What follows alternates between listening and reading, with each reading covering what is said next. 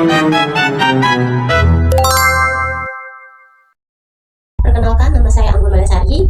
Saya kuliah di Universitas Hamzanwadi, Prodi Bimbingan dan Konseling, NPM 240101048, matkul Statistika Pendidikan. Oke, di sini saya akan menjelaskan bagaimana cara kita menggunakan salah satu uji T, yaitu Pirate Sample Tip Test di next by video. Di sini kita disuruh untuk menyusun uji hipotesis lengkap sampai dengan kesimpulan. Langkah pertama yang akan kita lakukan ini adalah kita copy data dari soal yang diberikan ini, kemudian kita pindahkan ke Excel. Kemudian kita akan melakukan analisisnya. Kita akan mengklik data analisis, karena dari biasanya tidak muncul ya di data analisis ini. Caranya itu yang teman-teman bisa lakukan itu adalah pilih di file, kemudian ada more. Di more ini ada option, atau biasanya langsung dia ada di sini. Di toolbarnya itu ada option, kita klik option. Di option kita pilih yang add-ins. Dari add-ins ini untuk memunculkan data analisis itu kita pilih yang analysis toolbar. Kita klik go. Kemudian nanti muncul ini yang add-ins available-nya itu kita centang yang toolbar analisisnya. Kita klik OK. Nanti dari data ini akan muncul paling kanan itu data analisis. Dari data analisis ini ada analisis tools-nya. Kita akan memilih yang t-test karena kita akan melakukan uji t-test. Kita pilih yang t-test yang Pirate to Sample for Means karena kita hanya memiliki dua variabel untuk kita uji. Yang kita klik OK. Yang variabel pertama ini kita blok yang match score before test. Dan yang variabel kedua ini kita blok yang match score yang after testnya. Setelah itu kita isi yang bagian label, kita centang, alpanya kita tetapkan 0,05 karena pada soal itu alpanya 0,05. Setelah semuanya kita isi, kita klik OK. Setelah dilakukan analisis data tadi, kita akan memperoleh hasil sebagai berikut. Dari data yang telah kita dapatkan tadi, kemudian kita akan pindahkan ke Word.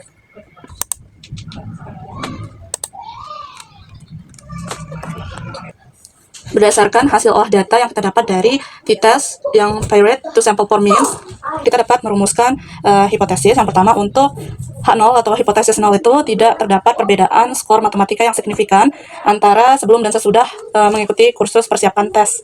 Atau mu1 sama dengan mu2.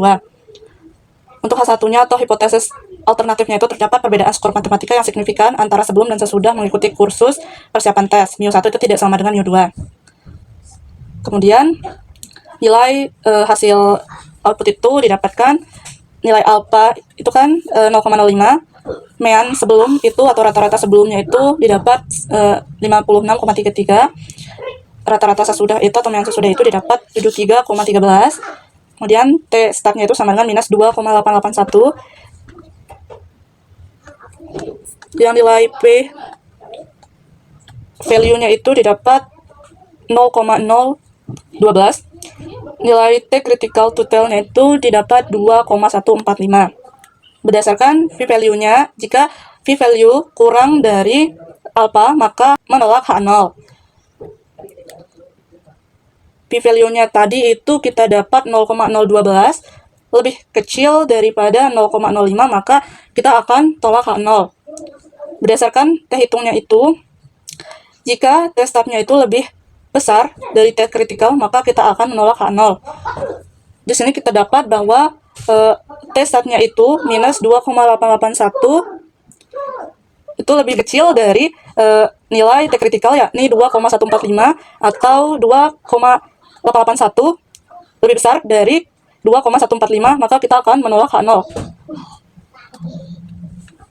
Kemudian kita akan menyimpulkan karena nilai p-value-nya itu kita dapat 0,012 itu lebih kecil dari alpanya, yakni 0,05, maka H0 kita tolak. Ini akan membuktikan bahwa secara statistik terdapat perbedaan skor yang signifikan pada skor matematika mahasiswa setelah mengikuti kursus persiapan tes.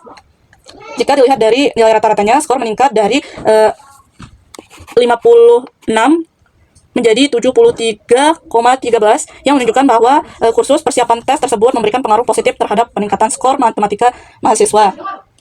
Karena nilai p-value-nya itu lebih kecil, ini di bawah 5%, kita sangat yakin bahwa kenaikan nilai tersebut bukan karena faktor kebetulan, melainkan karena efektivitas dari kursus tersebut.